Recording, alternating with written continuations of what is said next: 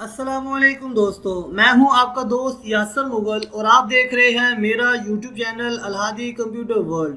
दोस्तों, आज मैं फिर हाजिर हुआ हूं माइक्रोसॉफ्ट एक्सेल का लेसन नंबर 6 लेकर। दोस्तों, आज के लेसन में मैं आपको कम्प्लीटली होम टैब के बारे में बताने वाला हूं कि इसमें क्या क्या ऑप्शन क्या क्या काम करती हैं। वैसे तो मैंने अपने प्रीवियस लेसन्स में आपको कंडीशन फॉर्मेटिंग हो गया, फॉर्मेट एज ए टेबल हो गया, सेल स्टाइल हो गया, या और भी बहुत सी कुछ ऑप्शन जैसे फिल्टर्स के ऑप्शन मैंने आपको पहले बता चुका हूँ। काफ़ी डिटेल से मैं इसके बारे में वीडियो बना चुका हूँ। लेकिन आज मैं आपको ओवरऑल पूरे होम टैब के बारे में बताऊंगा कि इनमें जो जो ऑप्शन यूज़ होती हैं उसका क्या क्या काम है और कैसे कैसे इसको यूज़ कर सकते हैं माइक्रोसॉफ्ट एक्सेल में। तो दोस्तों, इससे पहले कि मैं अपनी वीडियो का बाकायदा आगाज़ करूं, आप सब दोस्तों से गुजारिश है कि आप मेरे YouTube channel Alhadi computer world को ज़रूर सब्सक्राइब कर लें और साथ ही लगे हुए बेल आइकॉन को भी दबा दें ताकि मेरी आने वाली तमाम वीडियो का नोटिफिकेशन आपको मिलता रहे। तो दोस्तों, शुरू करते हैं आज की वीडियो। तो सबसे पहले होम टैब में हम जिस ग्रुप के बारे में बात करने वाले हैं वो है क्लिपबोर्ड।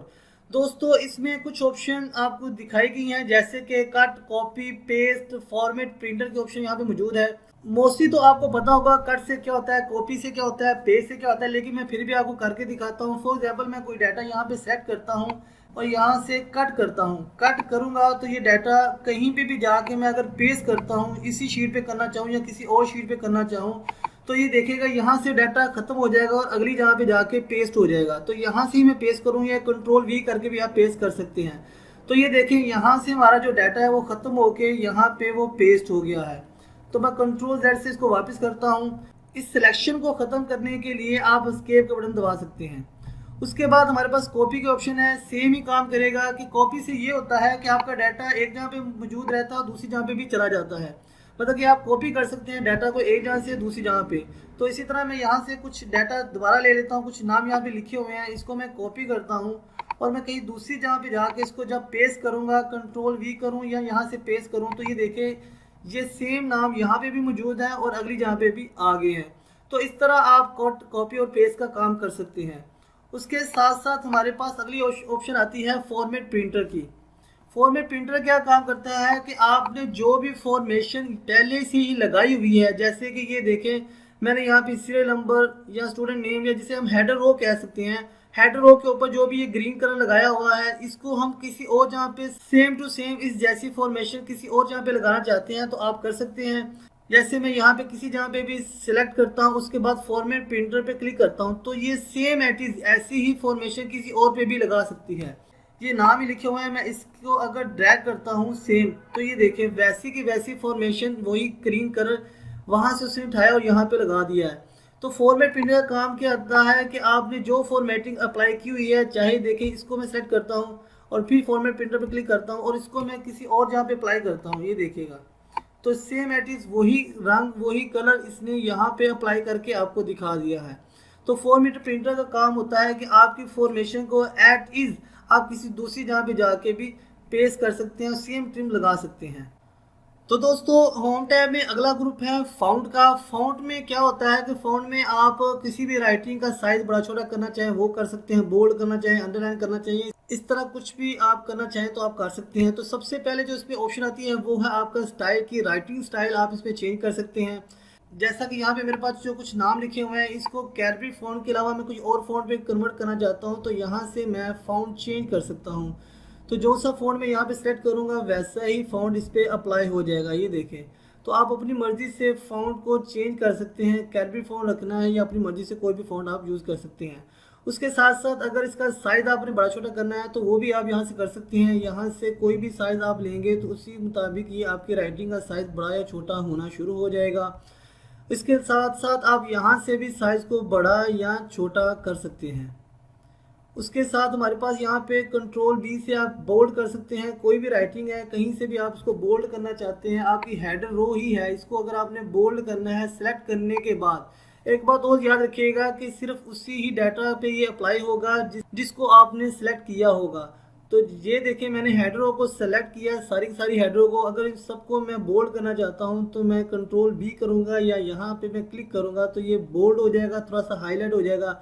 अगर इसको मैं अटैलिक करना चाहता हूँ, थोड़ा सा टेढ़ा करना चाहता हूँ राइटिंग को, तो मैं कंट्रोल आई करूँगा या अटैलिक पे क्लिक करूँगा तो राइटिंग थोड़ी सी टेढ़ी हो जाएगी। अगर इनको मैं अंडरलाइन करना चाहता हूँ तो मैं अंडरलाइन भी कर सकता हूँ, कंट्रोल यू इसकी शॉर्टकट की है। तो जैसे इस पर क्लिक करूँगा तो ये देखें सारे के सारे जो इससे मैंने सारे के सारे जो डाटा मैंने सेलेक्ट किया है हेडर रो का, वो सारे का सारा जो है ना वो अंडरलाइन हो गया है। अंडरलाइन को अगर आप डबल लाइन लगाना चाहते हैं तो वो भी आप यहाँ से लगा सकते हैं। अगर मैं यहाँ पे क्लिक करूँगा तो यहाँ पे डबल अंडरलाइन भी आती है ऑप्शन, यहाँ पे क्लिक करूँगा तो अब ये डबल लाइन इसके नीचे लग गई है। सिंगल लाइन लगाना चाहते हैं तो सिंगल भी लगा सकते हैं, ख़त्म करना चाहते हैं तो इसको ख़त्म भी कर सकते हैं आप। मैं बोल्ड को भी ख़त्म करना चाहूँ तो मैं कंट्रोल बी दोबारा फिर सेलेक्ट करूँगा, तो मैं कंट्रोल बी दोबारा सेलेक्ट करूँगा तो ये बोल्ड भी यहाँ से ख़त्म हो जाएगा। उसके बाद हमारे पास यहाँ पे ऑप्शन आती है बॉर्डर की। आप डिफरेंट किस्म का बॉर्डर कहीं पे एक जगह पे लगाना चाहें तो वो लगा सकते हैं, एक सेल को भी लगा सकते हैं, पूरे डाटा को भी लगा सकते हैं। अगर सब पे लगाना है तो उसको सबको सेलेक्ट करना आपके लिए ज़रूरी होगा। अगर मैं सारे ही डाटा को सिलेक्ट करता हूँ, उस पर बॉर्डर लगाना चाहता हूँ, तो मैं सेलेक्ट करने के बाद यहाँ पे बॉर्डर के ऑप्शन पे क्लिक करूँगा। अगर वो मुझे कह रहा है बॉटम बॉर्डर लगाना है तो बॉटम पे क्लिक करूँगा तो सिर्फ नीचे ही लाइन लगेगी डाटा के। अगर मैं टॉप पे लगाऊँ या लेफ्ट या राइट, या आपके पास ऑप्शन मौजूद होती है। अगर मैं सारे ही डाटा को बॉर्डर लगाना चाहूँ तो मैं ऑल बॉर्डर्स पे क्लिक करूँगा तो ये देखें सब पे बॉर्डर लग जाएगा। एक और बात आप याद रखेंगे यहाँ पे कि अगर आपने इसको बॉर्डर नहीं लगाया होगा तो जब आप इसका प्रिंट निकालेंगे तो ये ऐसे ही शो होगा जैसे कि आपने इसको राइटिंग सीधी सी लिखी हुई है। उसके साथ दोस्तों यहाँ पे हमारे पास ऑप्शन आती है बैकग्राउंड कलर की। जैसा कि अगर आप इसको बैकग्राउंड कलर देना चाहते हैं, राइटिंग का बैकग्राउंड कलर या सेल के पीछे कलर लगाना चाहते हैं तो आप यहाँ से कलर लगा सकते हैं। जैसा कि ये मेरे पास हेडर रो है, अगर इस सारी रो को मैं सेलेक्ट करता हूँ और इस यहाँ से कोई भी कलर आप अपनी मर्ज़ी से चूज़ कर सकते हैं, तो जो सा कलर मैं यहाँ पे अप्लाई करूँगा वही कलर का बॉर्डर पीछे लग जाएगा। राइटिंग को इफेक्ट नहीं हो रहा है, राइटिंग पे कलर लग रहा है, ये हमारा सिर्फ बॉर्डर का कलर लग रहा है। आप स्पेसिफिक एक सेल को भी कलर लगाना चाहें तो वो भी लग सकता है। आप पूरी रो को लगाना चाहें, पूरे कॉलम को आप लगाना चाहें कलर, तो आप वो भी कलर यहाँ से लगा सकते हैं। सेलेक्ट करने के बाद आप कोई सा भी कलर चूज़ करें तो वही कलर यहाँ पे अप्लाई हो जाएगा। उसके बाद हमारे पास जो अगली ऑप्शन आती है वो है फाउंट कलर की। फाउंट कलर मीन्स कि जो आपने राइटिंग लिख रहे हैं अभी ऑटोमेटिकली तो वो ब्लैक कलर ही शो हो रहा है। अगर आप यहाँ से राइटिंग को भी कलर देना चाहते हैं तो वो भी आप दे सकते हैं। यहाँ से ये देखिए, अगर मैं इस सारे डाटा को सिलेक्ट करता हूँ, ये नाम वाली लिस्ट को सिलेक्ट करता हूँ और यहाँ से मैं कोई सा भी कलर ले लेता हूँ तो ये देखेगा कि फाउंट को कलर लगना शुरू हो गया। राइटिंग जो आपने राइटिंग लिखी है उसको आप कलर दे सकते हैं। तो ये देखिए, अब मैंने इस पर ब्लू कलर लगाया है तो यहाँ पे राइटिंग को भी ब्लू कलर लग गया है। चलिए दोस्तों, अब हम जानते हैं अपने होम टैब के अगले ग्रुप के बारे में, वो है अलाइनमेंट का ग्रुप। यहाँ पे हमारे पास कुछ ऑप्शन होती हैं अलाइनमेंट करने की कि हम कैसे अपने टेक्स्ट को अलाइनमेंट कर सकते हैं। सेंटर में रखना है सेंटर में रख सकते हैं, लेफ्ट है राइट है कहीं पे भी आप ले जा सकते हैं।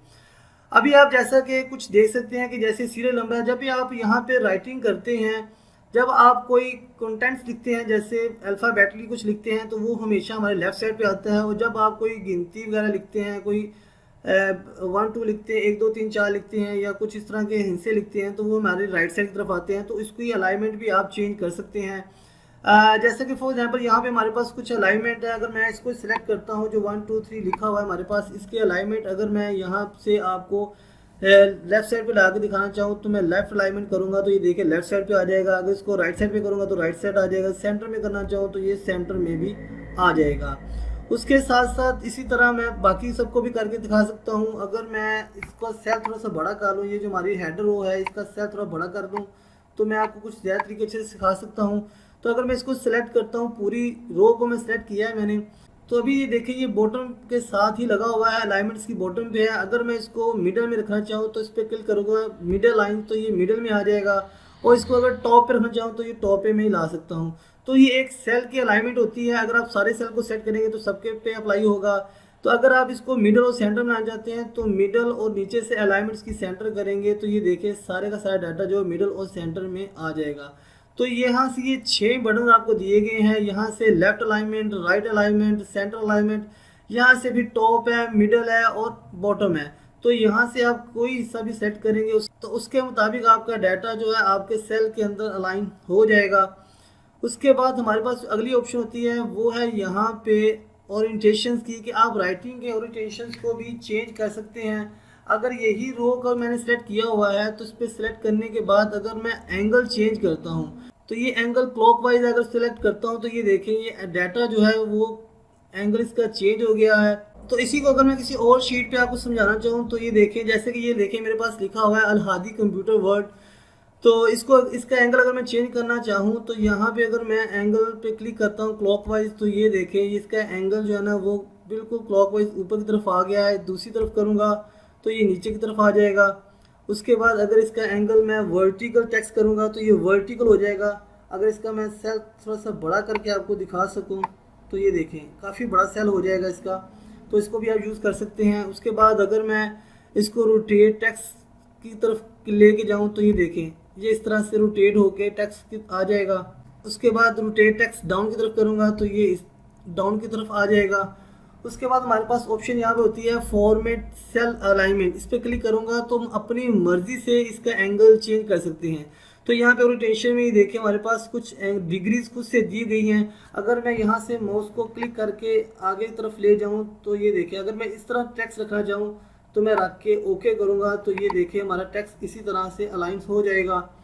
अगर मैं इसको मज़ीद चेंज करना चाहूँ तो मैं मज़ीद भी चेंज कर सकता हूँ। बिल्कुल स्ट्रेट रखना चाहूँ तो ये देखिए मैं 0 डिग्री पे ला के इसको छोड़ूंगा यहाँ पे और ओके करूँगा तो ये देखिए हमारा टेक्स्ट वापस अपने नॉर्मल हाथ में सामने आ जाएगा आपके। उसके बाद अगर मैं आपको ये बताऊँ इंडेंस इंक्रीज़ और इंडेंस डिक्रीज़ क्या होता है, तो अगर मैं इसको यहाँ पे अभी मिडल में ले आता हूँ तो अगर मैं इस टेक्स्ट को अपने सेल के आगे थोड़ा ले जाना चाहता हूँ, थोड़ा आगे की तरफ मूव करना चाहता हूँ तो इंडेंस इंक्रीज़ करूँगा तो ये देखिए आगे की तरफ मूव होना शुरू हो गया। जितना आप चाहते हैं उतना ज़्यादा इसको मूव करके आगे की तरफ ले जा सकते हैं। ये देखिए मैं जितना करता जा रहा हूँ अगले सेल में भी जाना शुरू हो गया। अगर इसको वापस लाना चाहूँ तो डिक्रीज इंडेंस करूँगा तो ये देखें ये वापस आना भी शुरू हो गया। तो आप अपने टेक्स्ट को अपनी मर्ज़ी के मुताबिक, अपनी राइटिंग को अपनी मर्ज़ी के मुताबिक जितना आगे की तरफ मूव करना चाहते हैं, जितनी उसके अलाइनमेंट आगे के जाना चाहते हैं जा सकते हैं। अगर आप इस अलाइनमेंट की बात करें तो ये मैंने आपको पहले बताया है कि ये अगर मैं राइट अलाइनमेंट करता हूँ तो ये डायरेक्ट ही राइट की तरफ पूरा ही चला जाएगा। अगर मुझे थोड़ा बहुत आगे जाना है तो फिर मुझे इंक्रीज इंडेंस या डिक्रीज इंडेंस की ही ऑप्शन पे क्लिक करना पड़ेगा। ये देखिए मैं अगर इस पर क्लिक करता हूँ ये देखिए थोड़ा थोड़ा स्टेप बाय स्टेप आगे की तरफ जा रहा है। तो इससे आप आगे ले जा सकते हैं और पीछे भी ला सकते हैं अपने मुताबिक। उसके बाद हमारे पास यहाँ पे एक ऑप्शन आ जाती है left to right text direction है। ये आपके पास ऑप्शन तभी आएगी अगर आपके कंप्यूटर में एक से ज़्यादा लैंग्वेज जो ऐड हुई होगी। फॉर एग्जांपल जैसे मेरे कंप्यूटर में आप देख सकते हैं कि इंग्लिश के साथ साथ मैंने उर्दू को भी इंस्टॉल किया हुआ है। अगर आपके कंप्यूटर में सिर्फ इंग्लिश इंस्टॉल है या ऐसी राइटिंग इंस्टॉल है जो सिर्फ लेफ़्ट साइड से ही शुरू होती है तो फिर यहाँ ये ऑप्शन आपकी नहीं आएगी। हाँ, अगर आपके कंप्यूटर में कोई ऐसी लैंग्वेज आपने इंस्टॉल की है जैसा कि उर्दू है जो कि हम यूज़ करते हैं, तो वो उर्दू आपको पता है कि राइट साइड से स्टार्ट होती है, तो फिर ही आपकी ऑप्शन ये आएगी। अगर आप हिंदी वगैरह लिख रहे हैं तो हिंदी भी हमेशा लेफ़्ट साइड से शुरू होती है इंग्लिश की तरह, तो इसलिए तभी ये ऑप्शन आपको शो नहीं होगी। तो अगर फॉर एग्जांपल आप चाहते हैं जैसे कि मैं यहाँ पे मेरा कर्सर है और यहाँ से मैं राइट टू लेफ़्ट करता हूँ तो ये देखिएगा अब मैं यहाँ पे इसकी लैंग्वेज भी चेंज कर देता हूँ। तो अब मैं अगर यहाँ पे लिखता हूँ तो ये देखें अब ये राइट साइड से तरफ से लिखा जा रहा है। तो अगर आपके पास लैंग्वेज चेंज हुई है तो ये आपको ऑप्शन नज़र आएगी, अदरवाइज़ आपको ये ऑप्शन भी नज़र नहीं आएगी आपके MS एक्सेल में। उसके बाद दोस्तों हम चलते हैं, यहाँ पे हमारे पास ऑप्शन होती है टेक्स्ट रैप की। ये बहुत ही कमाल की ऑप्शन है। तो मैं आपको इसको समझाने के लिए पहले तो ये टेक्स्ट को मैं सीधा करूँ, ये देखिए इस टेक्स्ट को सीधा करता हूँ और मैं आपको इसके बारे में समझाता हूँ कि टेक्स्ट रैप क्या चीज़ होती है। फॉर एग्जाम्पल जैसे मैंने यहाँ पे लिखा हुआ है स्टूडेंट नेम, अगर मैं यहाँ पे कोई ऐसा डाटा लिखता हूँ या ऐसा नाम लिखता हूँ जो कि ये मेरे सेल से बड़ा हो जाता है, ये देखिए जैसे मैंने लिखा student name with father name. अब ये देखें ये जो मेरा टेक्स्ट लिखा गया है ये सेल से काफ़ी ज़्यादा बाहर निकल गया है, लेकिन मैं चाहता हूँ कि मेरे सेल का साइज इतना ही रहे लेकिन टेक्स्ट जो है वो इसमें एडजस्टमेंट हो जाए किसी तरीके से। तो मैं क्या करूँगा कि मैं इस सेल को सिलेक्ट करूँगा और रैप टेक्स्ट पे क्लिक करूँगा। जैसे इस पर क्लिक करूँगा तो ये देखें ऑटोमेटिकली वो उसको इसके अंदर एडजस्ट कर देगा। वो उसके दो हिस्सों में तकसीम करके जैसे भी करेगा वो आपके उतने सेल के अंदर ही आपकी जो राइटिंग है उसको एडजस्ट कर देगा। तो ये बड़ी कमाल की ऑप्शन थी हमारे पास टेक्स्ट रैप की, या रैप टेक्स्ट से कह सकते हैं। उसके बाद हमारे पास एक ऑप्शन होती है मर्ज एंड सेंटर कीज। ये भी एक बहुत ही कमाल की ऑप्शन है। चलिए इसको समझाने के लिए मैं एक नया रो ले लेता हूँ। सबसे पहले तो इसको मैं ठीक करता हूँ।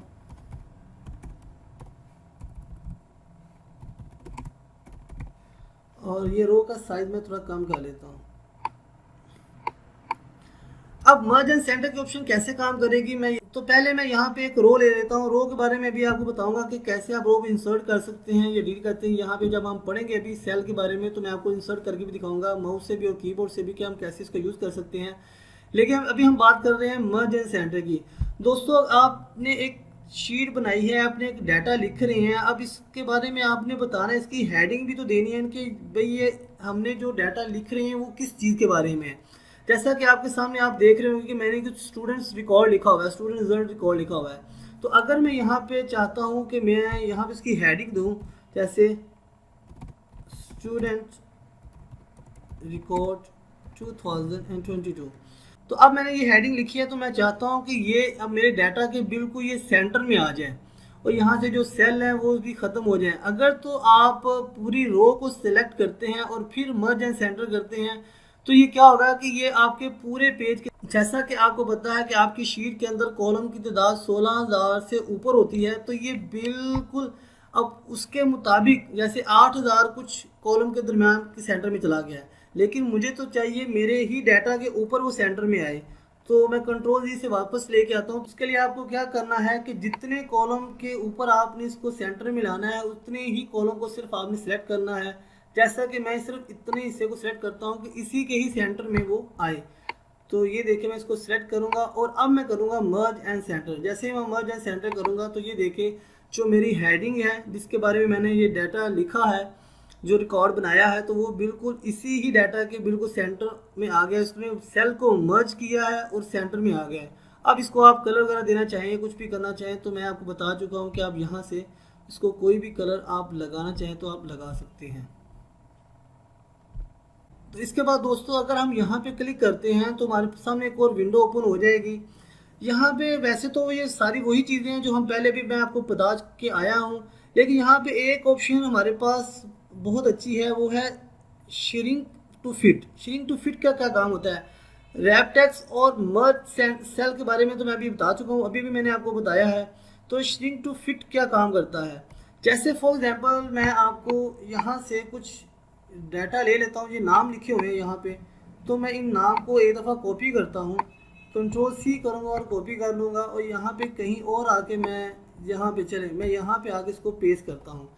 तो आप अगर आप देख सकें कि मेरे कुछ नेम जो है वो तो इस सेल के अंदर पूरे आ रहे हैं, लेकिन जैसे ही देखें काशिफ ज़मीर है वो थोड़ा सा आगे जा रहा है अगले सेल में, नासिर अरशद है ये भी थोड़ा सा आगे जा रहा है, यासर मुगल भी, और ये देखिए उसामा मुगल और यासर मुगल भी थोड़ा सा अगले सेल में जा रहा है। तो मैं चाहता हूं कि मेरे सेल का साइज़ इतना ही रहे, लेकिन जो राइटिंग में लिखी है वो किसी भी तरह इसके अंदर फिट आ जाए। तो मैं इसको सिलेक्ट करूंगा, उसके बाद यहाँ पे जाके मैं श्रिंक टू फिट पे क्लिक करके ओके करूंगा। तो ये देखें आपकी जो राइटिंग है उसी सेल आपका साइज उतना है, लेकिन उसने राइटिंग को छोटा किया है, जैसे भी किया है उसने इसके अंदर फिट कर दिया है, श्रिंक किया है, मतलब तंग किया, तंग करने के बाद इसको इसके अंदर फिट कर दिया। तो ये भी एक बहुत ही कमाल के ऑप्शन है। होता है कभी कभी कि हमारा जो राइटिंग लिख रहे हैं हम नहीं चाहते कि हमारा सेल का साइज़ बड़ा हो जाए, इतना ही सेल का साइज़ रहे, लेकिन हमारी राइटिंग जो है वो किसी तरीके से एडजस्ट हो जाए। तो ये ऑप्शन इन्होंने बड़ी कमाल की यहाँ पे दी है, तो आप इसका यूज़ कर सकते हैं। तो चलिए दोस्तों अब हम बात करते हैं होम टैब के अगले ग्रुप के बारे में, वो है नंबर्स का। तो दोस्तों ये कैसे काम करता है, इसके लिए मैं कुछ वैल्यू लिख लेता हूँ। तो मैं एक नई शीट पे जाता हूँ, तो यहाँ पे मैं कुछ जल्दी से वैल्यू लिख लेता हूँ, जैसे कि 500 हो गया, 1000 हो गया, 100 हो गया, या कुछ भी आप इस तरह से वैल्यू लिख सकते हैं। उसके बाद अगर आप कोई परसेंटेज देना चाहते हैं, जैसे कि 25% हो गया, 90% हो गया, या 80%, जो भी करना चाहें कर सकते हैं। टाइम लगाना चाहते हैं तो टाइम दे सकते हैं, डे लिखना चाहते हैं तो यहाँ पे मैं डे लिख देता हूँ, जैसे कि मैं आज की डेट ही मेंशन कर देता हूँ। ये देखें, तो इस तरह से आप कुछ कुछ ऐड कर सकते हैं। तो इसमें जब चलते हैं तो यहाँ पे जर्नल लिखा हुआ है, तो मैं पहली ऑप्शन देखूँगा यहाँ पे, तो वो है नंबर्स की। इसका मतलब क्या होता है कि आप कुछ भी डाटा यहाँ पे लिखें तो वो नंबर में कन्वर्ट हो जाए। जैसे कि मैं इस डाटा को सेट किया हुआ है मैंने, और इसको मैं जाके मैं यहाँ पे नंबर सेट करता हूँ तो ये ऑटोमेटिकली नंबर्स में कन्वर्ट हो जाएगा। कभी कभी ऐसा होता है कि हम कोई भी वैल्यू लिख रहे होते हैं तो वो परसेंटेज में आ रही होती है या किसी और चीज़ में आ रही होती है, परसेंटेज में या फ्रैक्शन में या साइंटिफिक नोटेशन या साइंटिफिक वैल्यू आ रही होती है। तो आप चाहते हैं कि वो जैसे मैं नंबर लिख रहा हूँ तो वो नंबर ही सिर्फ शो हों। तो फिर आप क्या करें, वैल्यू लिखने के बाद देखिए जैसे कि मैंने कोई भी यहाँ पे जैसे परसेंटेज का निशान लगाया था या यहाँ पे डेट लिखी थी, तो मैं चाह रहा था कि मैं यहाँ पे नंबर ही लिखूँ। तो मैंने जस्ट नंबर पे क्लिक किया तो ये सारे नंबर्स बन गए हैं। उसके बाद हमारे पास अगली ऑप्शन होती है करेंसी की। अगर आप इन्हीं के सामने करेंसी लगाना चाहते हैं तो जैसे मैं करेंसी पे क्लिक करता हूँ तो यहाँ पे करेंसी की वैल्यू बन गई है। अब आप ये देख रहे होंगे करेंसी की वैल्यू के सामने यहाँ पे ये ब्रिटिश पाउंड की ऑप्शन शो कर रहा है, इस साइन जो ब्रिटिश पाउंड का है। लेकिन अगर आप पाकिस्तान में रहते हैं, इंडिया में रहते हैं या किसी और ऐसी कंट्री में रहते हैं कि आप अपनी करेंसी की यहाँ पे लगाना चाहते हैं, जैसे कि पाकिस्तान है, पाकिस्तान में रुपीज़ यूज़ होते हैं, तो उसके लिए क्या करेंगे, आप अपने कंप्यूटर में जाके वहाँ अपने कंप्यूटर में जाके करेंसी की वैल्यू को चेंज करेंगे। जैसा कि मैं करके दिखाता हूँ आपको। अगर आप यहाँ पे अपने कंप्यूटर में जाएं और सर्च बार में जाके आप, तो सर्च बार में यहाँ पे मैं लिखूँगा करेंसी, तो इस पर क्लिक करूँगा और यहाँ से पहले तो मैं फॉर्मेट चेंज करूँगा उर्दू, क्योंकि मैं पाकिस्तान में रहता हूँ तो उर्दू पाकिस्तान करूँगा पहले मैं। तो यहाँ पे उर्दू पाकिस्तान, ये देखिए उर्दू पाकिस्तान आ गया, इसको क्लिक करता हूँ और उसके बाद एडिशनल सेटिंग पे क्लिक करूँगा और यहाँ पे करेंसी के ऑप्शन है, यहाँ पे ये मैं करेंसी के ऑप्शन पे क्लिक करूँगा और ये देखिए ऑटोमेटिकली रुपीज़ आ गया। अब मैं इसको रीसेट कर दूँगा, रीसेट करूँगा तो ये मेरे पूरे सिस्टम में जो है ना वो रुपीज़ का ही करेगा। जहाँ पे मैं सर्च करूँगा तो रुपीज़ आएगा।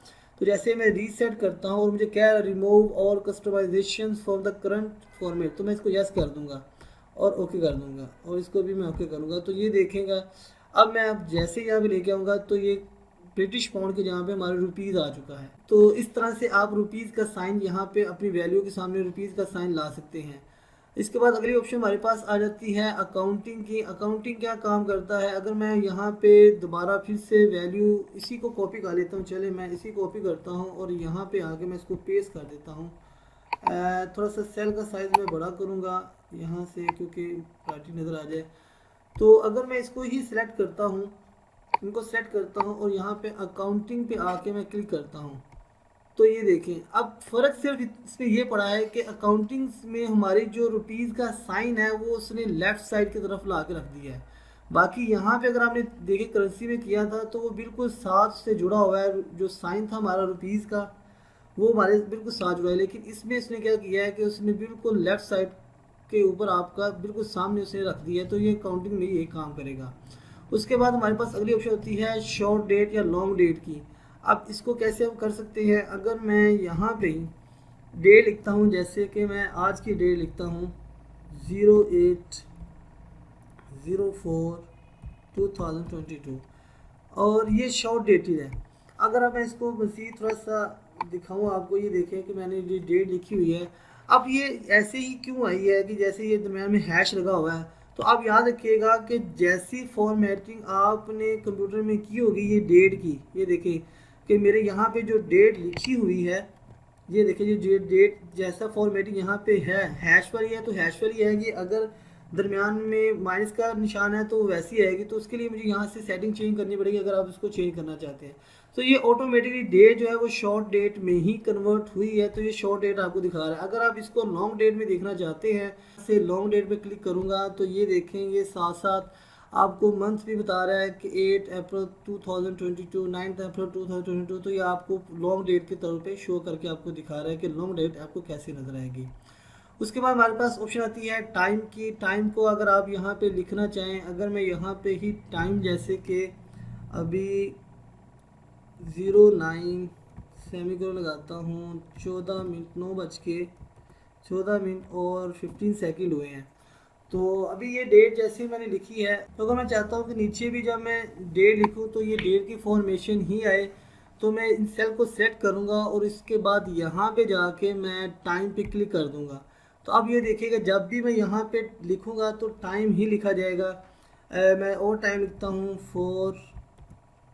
4:21 ये देखें, ये ऑटोमेटिकली टाइम ही रहेगा। अगर मैं यहाँ पे सेट करके टाइम नहीं करता तो फिर ये जनरल में आ जाता, जैसे ये नंबर ही लिख रहे हैं।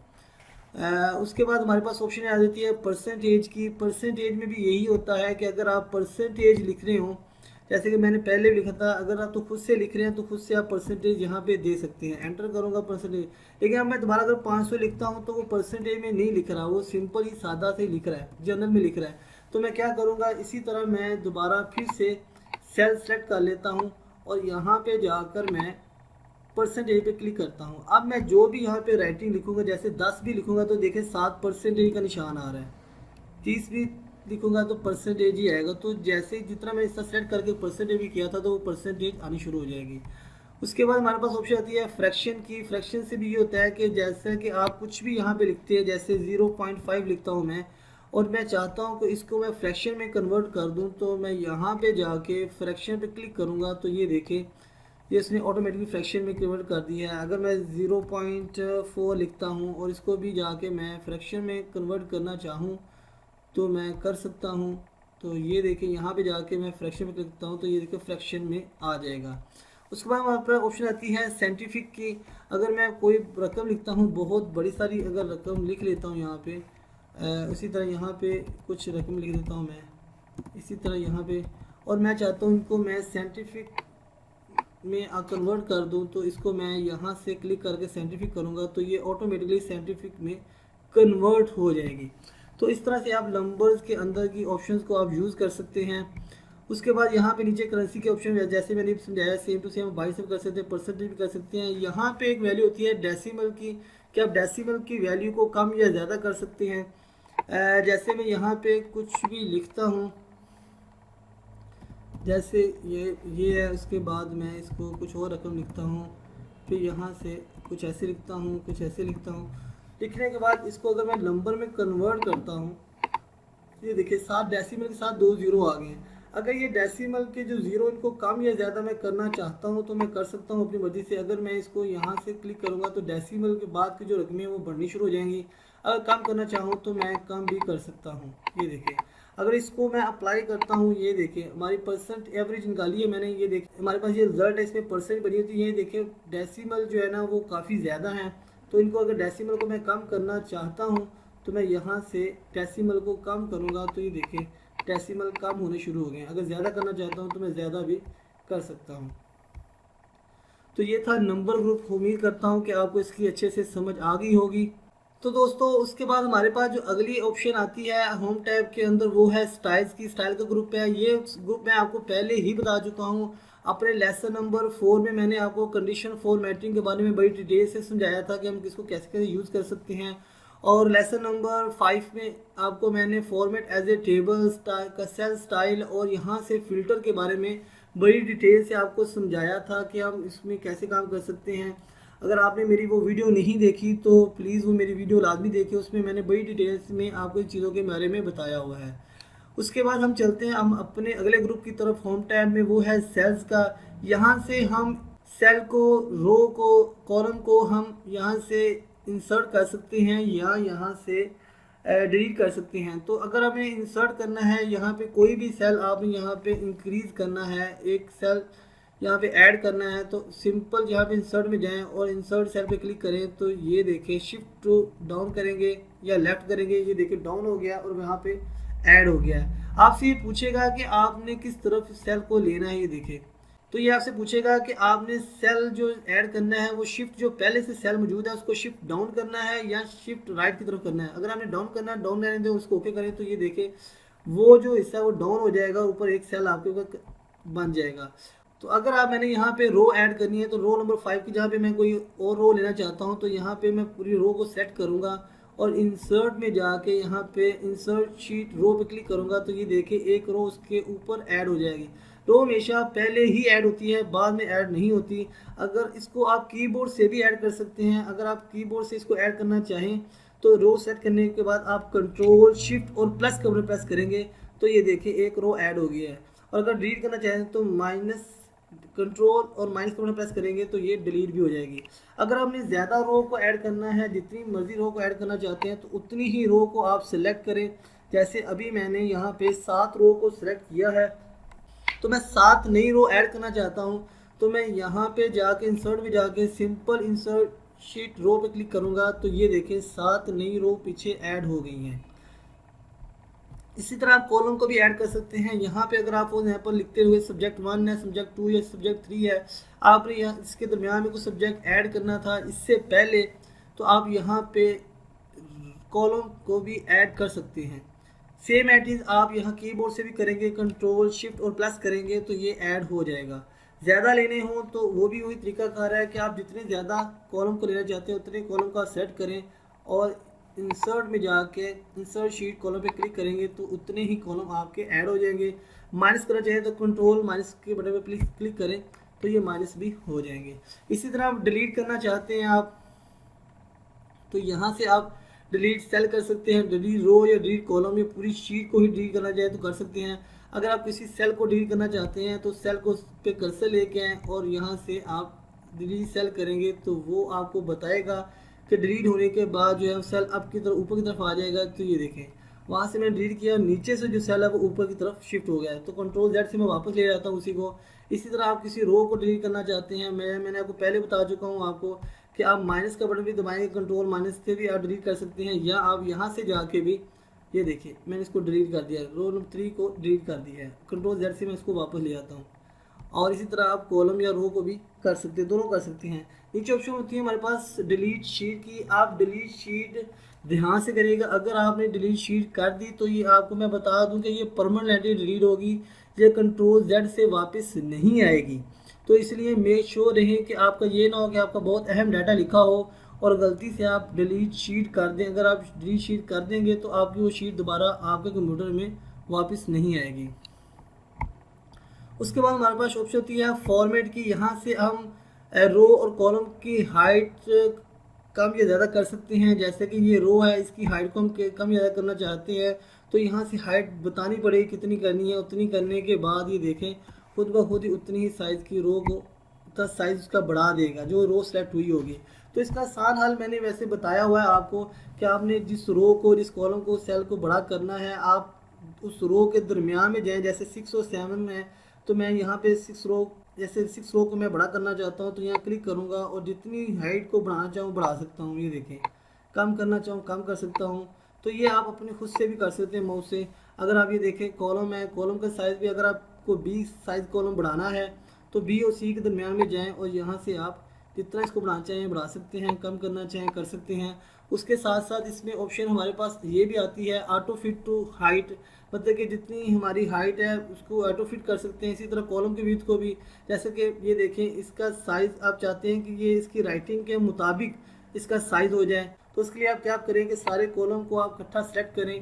सेट करने के बाद किसी भी जहाँ पे 2 हिस्सों पे जाके डबल क्लिक करें। यहाँ पे ये देखें इनके कहीं पे भी जाके आप डबल क्लिक करेंगे तो आपका जो डाटा है वो आपकी राइटिंग के मुताबिक हो जाएगा, ऑटो फिट हो जाएगा। या आप यहाँ से जाकर भी auto fit to column width करेंगे तो वो उतना साइज़ का हो जाएगा।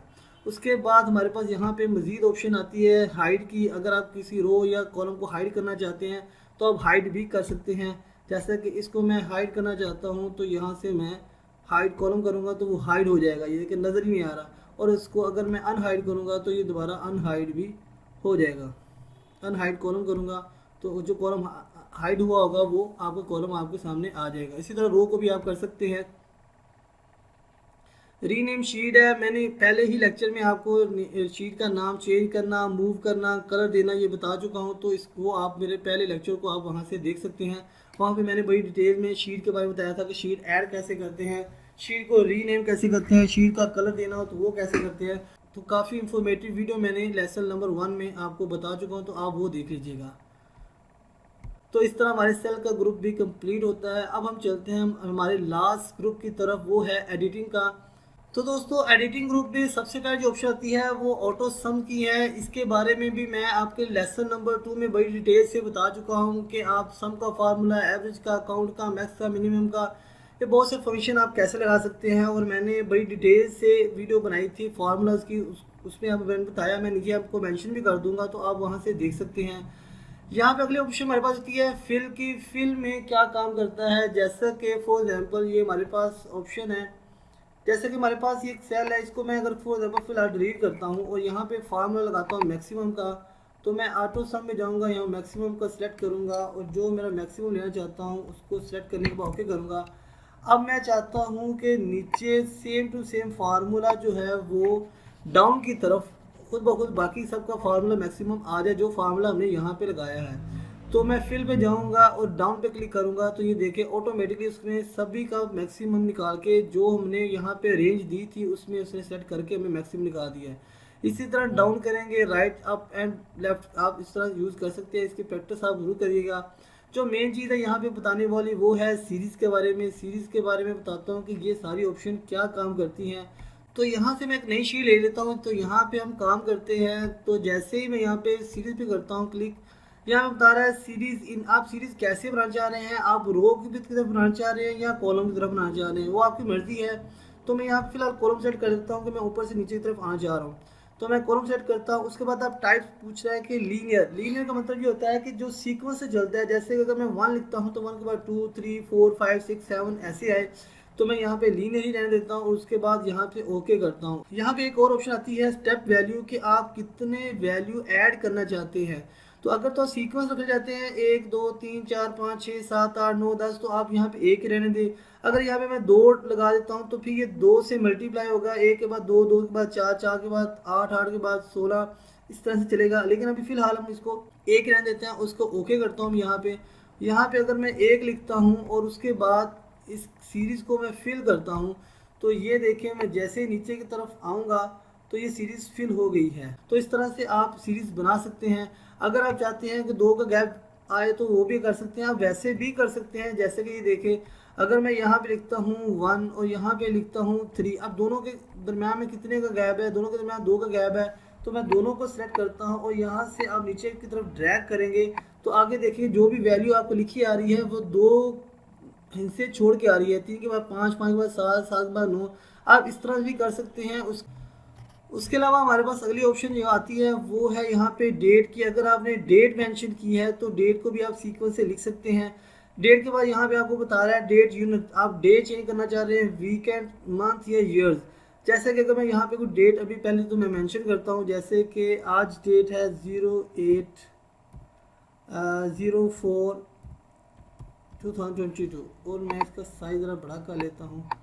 अब आप डेट को नीचे की तरफ मेंशन करना चाह रहे हैं, तो अगर आप यहाँ पे मैं नीचे की तरफ लेके जाता हूँ तो ये देखें डे ही चेंज हो रहे हैं। जैसे कि ये देखें 8, 9, 10, 11, 12, तो यहाँ से क्या हुआ है, मैंने फिल सीरीज़ में क्या किया था कि और डेट के साथ डेट चेंज हुआ है। अगर मैं वीक चेंज करना चाहता हूँ कि वीकेंड चेंज हो, तो ये देखें वीकेंड करके मैं ओके करूँगा तो अब ये देखें 8, 9, अब देखें आज क्योंकि फ्राइडे है तो सैटरडे संडे ऑफ होगा क्योंकि वीकेंड ऑफ है, तो 8 के बाद 9, 10 नहीं आएगा, फिर 11, 12, 13, 14, 15 और 16, 17 फिर नहीं आएगा क्योंकि फिर 15 के बाद सैटरडे और संडे आ जाएगा। तो ये वीकेंड के तौर पे आपने इसको चेंज किया है। अगर मैं इसी तरह इसी को चेंज करना चाहूँ मंथ्स के लिहाज से, तो मैं मंथ सेलेक्ट करने के बाद ओके करूँगा। तो अब ये देखें हमारी डेट चेंज नहीं हुई, हमारे मंथ चेंज हो गया 4, 5 मंथ, 6 मंथ, 7 मंथ, 8 मंथ, 9। तो इसको आप मंथ भी चेंज कर सकते हैं। उसके साथ साथ आप ईयर्स भी चेंज कर सकते हैं। इसी को मैं सेट रहने देता हूँ और यहाँ पे ईयर्स करके मैं ओके करूँगा। तो आप देखें मंथ भी चेंज नहीं हो रहा, डे भी चेंज हो रहा है, सिर्फ ईयर्स चेंज हो रहा है। तो इस तरह से आप इसकी सीरीज़ को भी चेंज कर सकते हैं। उसके बाद हमारे पास ऑप्शन यहाँ पे आ जाती है ऑटो फिट की। ऑटो फिट का मतलब क्या होता है कि आप वो खुद ही पता लगा लेता है। जैसे कि मैं यहाँ पे लिखता हूँ संडे और यहाँ पे आगे लिख देता हूँ जनवरी। तो ये देखिए जैसे यहाँ पे मैंने वीक और मंथ लिखे हैं, तो इन दोनों को मैं फिल करना चाहता हूँ तो मैं दोनों को नीचे सेलेक्ट करता हूँ। ये देखिए दोनों को यहाँ पे सिलेक्ट करूँगा नीचे और उसके बाद यहाँ फिल में जाऊँगा। मैं फिल में जाने के बाद सीरीज़ में जाऊँगा और ऑटो फिट कर दूँगा। ऑटो फिट का मतलब ये है कि खुद ब खुद ही वो जो सीक्वेंस बनता होगा संडे, मंडे, ट्यूसडे, वेडनेसडे, जनवरी, फरवरी, मार्च, अप्रैल, तो वो खुद ब खुद इसको ऐड कर देगा। ये देखिएगा संडे का नहीं किया उसने, संडे का नहीं किया क्योंकि संडे के स्पेलिंग मैंने गलत लिखे थे, तो मैं दोबारा इसको लिख लेता हूँ। सॉरी, स्पेलिंग लिखते हैं मैंने वो नहीं किया, तो संडे। तो अब मैं इसकी सीरीज़ फिल करना चाहता हूँ दोबारा, तो मैं यहाँ से दोबारा इस पर क्लिक करूँगा, सीरीज़ में जाऊँगा, ऑटो फिट करूँगा और ओके कर दूँगा। तो ये देखें Monday Tuesday Wednesday Thursday Friday Saturday, तो ये देखें इसने खुद ब खुद ही सीरीज़ क्रिएट कर दी, क्योंकि उसे पता है कि संडे का Monday Tuesday Wednesday Thursday Friday आता है, जनवरी फरवरी मार्च अप्रैल, तो ये ऑटो फिट भी कर देगा। इसमें हमारे पास एक लास्ट ऑप्शन यहाँ बचती है सीरीज़ में, वो है ट्रेंड की। ट्रेंड क्या होता है कि एक ट्रेंड चल कैसे रहा है। ट्रेंड का मतलब आप इंग्लिश में जानते होंगे कि आजकल हो क्या रहा है। जैसा कि यहाँ पे मैं कुछ आपके सामने लिखता हूँ 1 2 3 4 5 6 7 8 9 और यहाँ पे 10, ठीक है। यहाँ पे मैं लिख देता हूँ 11 21 31 41 51 61 71 81 और 91। दरमियान में जो आते हैं वो हमने नहीं लिखे, तो ये ट्रेंड बना हुआ है कि हमें उससे हमें बताना है कि ये ट्रेंड ऐसे चल रहा है, जैसे 1 से लेके 10 तक है, फिर 11 से लेके 20 है, फिर 21 से लेके 30 है। एक ऊपर रो और नीचे कॉलम, इसको सेट करेंगे और सेलेक्ट करने के बाद फिट में जाएंगे और सीरीज़ में क्लिक करेंगे। उसके बाद हम यहाँ पे ट्रेंड पे क्लिक करूँगा और ओके करूँगा, तो ये देखें उसने ऑटोमेटिकली उसके ट्रेंड के मुताबिक इसको फिल कर दिया है, 100 तक हमारी जो है काउंटिंग वो लिख दी है। उसके बाद ऑप्शन हमारे पास आती है वो है जस्टिफाई की। जस्टिफाई कैसे काम करता है, फॉर एग्जांपल मैं यहाँ पे लिखता हूँ जैसे कि welcome to my YouTube channel.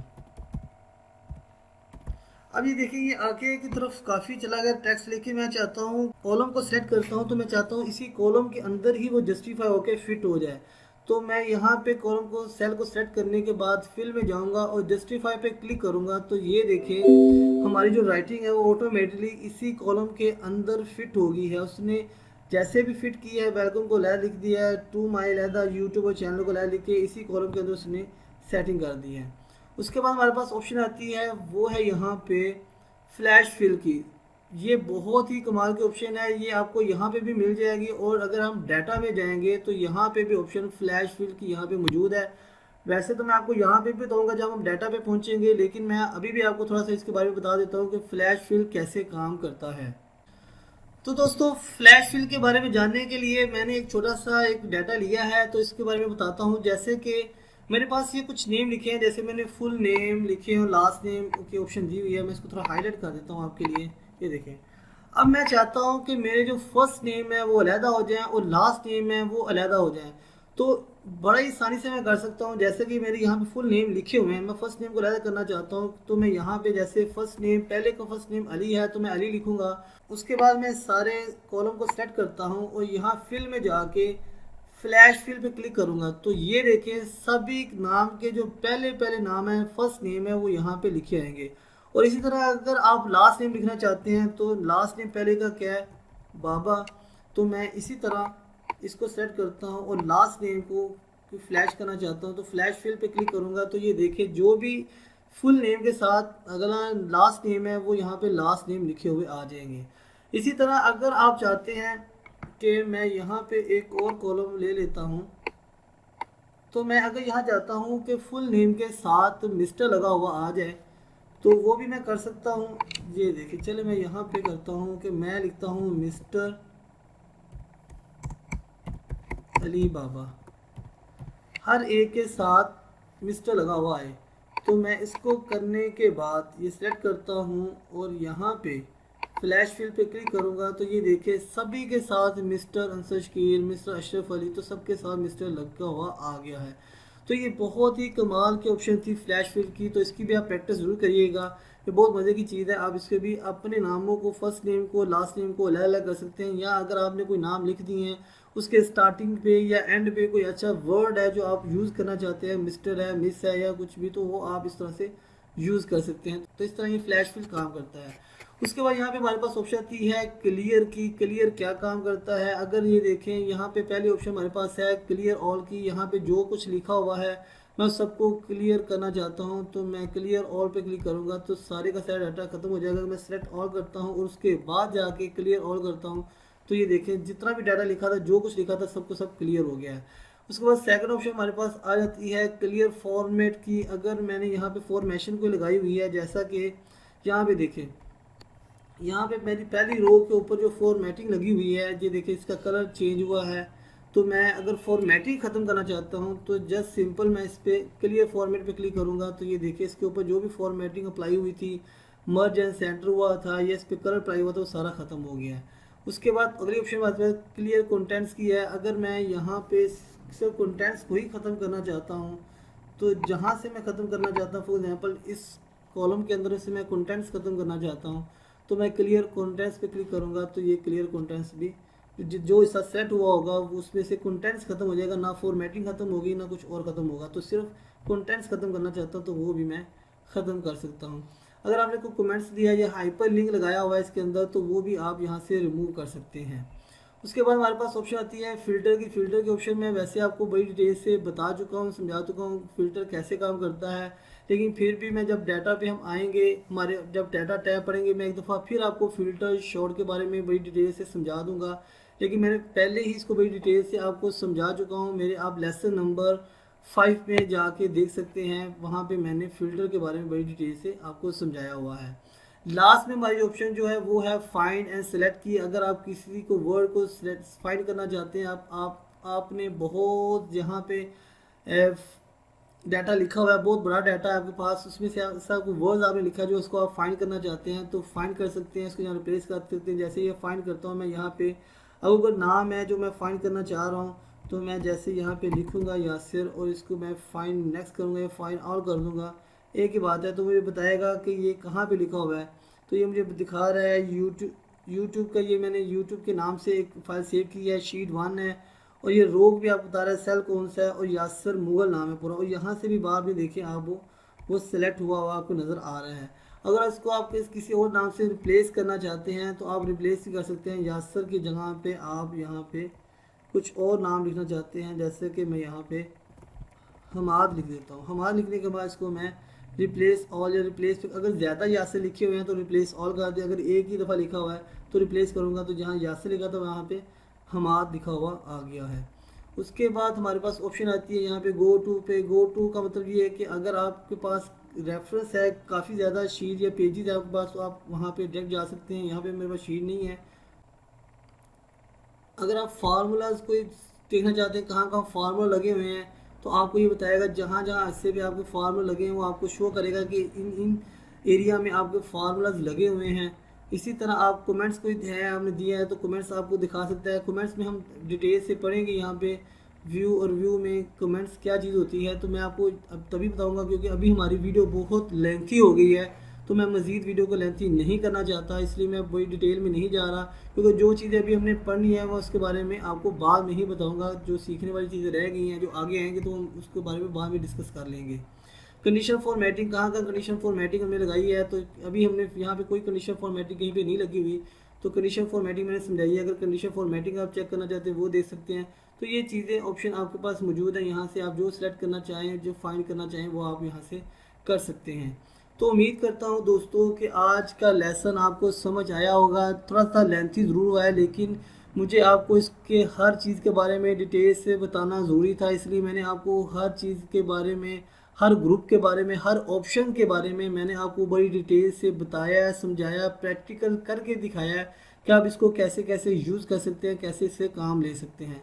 तो मैं उम्मीद करता हूं कि आपको समझ आई होगी। अगर आपको मेरी वीडियो अच्छी लगती हैं तो लाइक करें, सब्सक्राइब करें मेरे चैनल को, और अपने दोस्तों के साथ भी ज़रूर शेयर करें।